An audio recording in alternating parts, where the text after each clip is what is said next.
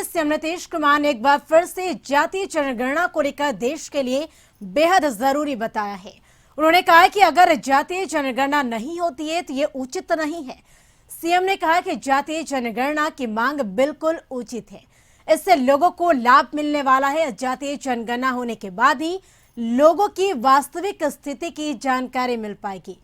पिछड़ों और अति पिछड़ों को समाज में आगे बढ़ाने में भी जातीय जनगणना काफी मददगार साबित होगी। राज्य की ओर से जातीय जनगणना पर उन्होंने कहा कि सभी दलों के साथ बैठक करके इस पर चर्चा की जाएगी। नक्सलवाद को लेकर हुई बैठक पर मुख्यमंत्री ने कहा कि पूरे मामले पर चर्चा हुई और पूरी रिपोर्ट दी गई है। नक्सलवाद कैसे खत्म हो, इस पर भी चर्चा की गई। सीएम ने कहा कि बिहार में नक्सल एक्टिविटी कम हुई है। जो जातीय जनगणना की बात हम लोगों ने कही है वो बिल्कुल उचित कहा है और उसका तर्क है और उसके बारे में उसका जो लाभ सबको मिलने वाला है, इन सब चीज़ों की हम लोगों ने चर्चा की है। और आज़ादी के पहले जातिगत जनगणना थी, आज़ादी के बाद नहीं थी। हम लोग शुरू से कह रहे हैं कि जातिगत जनगणना होनी चाहिए और जब जातीय जनगणना होगी तभी लोगों के बारे में पूरी स्थिति जानकारी होगी। तो इसके बारे में और हर जात के बारे में गणना हो जानी चाहिए।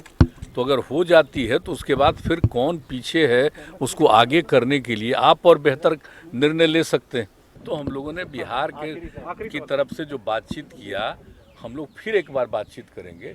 हम लोगों की राय स्पष्ट तौर पर है कि नहीं, जातिगत जनगणना होनी चाहिए। कि 2 साल के बाद बैठक हो रही है तो उसके बारे में पूरी बातचीत की चर्चा होती है कि कहाँ क्या स्थिति है और वहाँ पर क्या हो रहा है और राज्यों का क्या है, फिर केंद्र सरकार का जो अपना रहता है अब तक क्या काम हुआ, उस सब चीज़ों के बारे में जानकारी होती है। अपनी बात हम लोग रखते ही रहें, प्रारंभ से ही रखते रहे हैं और तो करते ही रहें।